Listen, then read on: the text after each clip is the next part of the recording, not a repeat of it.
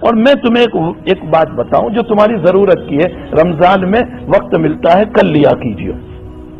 حضرت اقدس تھانوی رحمۃ اللہ علیہ فرماتے ہیں کہ حضرت خضر علیہ السلام کی ملاقات ایک بزرگ سے ہوئی، ان کا نام بھی لکھا، میرے ذہن سے نکل گیا، ایک بزرگ سے ملاقات ہوئی تو لکھا ہے کہ حضرت خضر سے انہوں نے پوچھا کہ مجھے کوئی ایسی دعا بتاؤ کہ جس کی بنیاد، یہ کوئی حدیث نہیں ہے، یاد رکھنا یہ کوئی حدیث نہیں ہے، مجھے کوئی ایسی دعا بتاؤ کہ جس کی وجہ سے میں اس کو پڑھ کے اللہ سے اپنی ضرورتوں کو مانگوں۔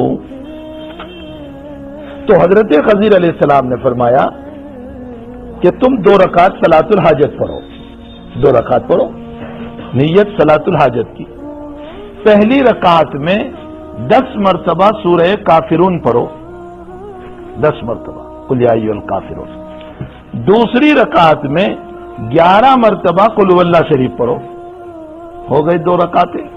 سلام پھیرو اور سلام پھیرنے کے بعد سجدے میں جاؤ، اور سجدے میں جانے کے بعد سب سے پہلے درود شریف پڑھو، اور درود شریف پڑھنے کے بعد چوتھا کلمہ پڑھو، لا الہ الا اللہ وحدہ لا شریک لہ لہ الملک ولہ الحمد یحیی ویمیت بیدک الخیر وہو علی کل شیء قدیر۔ یہ کلمہ پڑھو، یعنی اللہ کی توحید کرو۔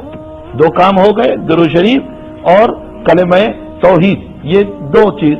اس کے بعد تیسری دعا پڑھو، ربنا آتنا فی الدنیا حسنہ وفی الآخرۃ حسنہ، اے اللہ مجھے دنیا کی ساری بھلائیاں بھی عطا فرما اور مجھے آخرت کی ساری بھلائیاں بھی عطا فرما۔ یہ 3 کام کرو، اس کے بعد اپنی جو حاجت ہو وہ اللہ تعالیٰ سے مانگو۔ فرمایا کہ تمہارے چند دنوں کے اندر تم دیکھو گے کہ اللہ تعالیٰ تمہاری ضرورت کو پوری کر دے گا۔ تو بھائی بہت اچھا عمل ہے، ہم سب کی ضرورتیں کچھ نہ کچھ ہے، کوئی نہ کوئی ضرورت ہم سب کی ہے۔ ہمیں چاہیے کہ ہم اللہ تعالیٰ کے سامنے مانگنے والے، گر گرانے والے، رونے والے، اس سے طلب کرنے والے بنے۔ وہ اللہ ہماری راتوں میں بھی سنتا ہے، دن میں بھی سنتا ہے، وہ خلوتوں میں بھی سنتا ہے، جلوتوں میں بھی سنتا ہے۔ تو ہم اس رب کو منانے کی کوشش کریں، خوب منائیں، خوب روئیں اس کے سامنے، انشاءاللہ تعالیٰ وہ ہم سے راضی ہو جائے گا۔